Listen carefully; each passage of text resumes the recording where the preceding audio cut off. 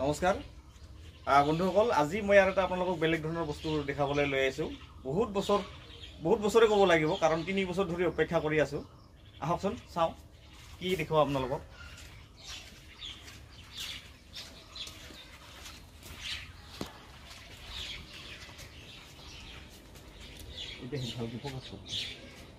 এয়া দেখা পাইছেনে আপোনালোকে? এয়া এটা আনাৰস। আচলতে 3 বছৰ আগতে ৰুইছিলোঁ। আনাৰস এটা সম্পূৰ্ণ হোৱাৰ কাৰণে 3 বছৰ লাগে। গতিকে এতিয়া মানে পকি গৈছে আৰু প্ৰথম আনাৰস এইটো মই এতিয়া কাটিম।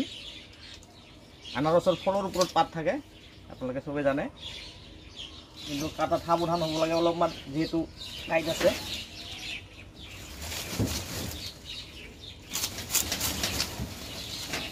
এয়া দেখি পাইছে, ইয়াতে 1 2 3 4 5 ইয়াৰ পৰা 5ডাল নতুন পোৱালি মানে পুলি ওলাব। আৰু আনাৰসটো ইতিমধ্যে পকি গৈছে, খাই নিশ্চয়। গতিকে আজিৰ ভিডিঅ'টো এইখিনিয়ে। লাইক আৰু শ্বেয়াৰ কৰিব। ধন্যবাদ।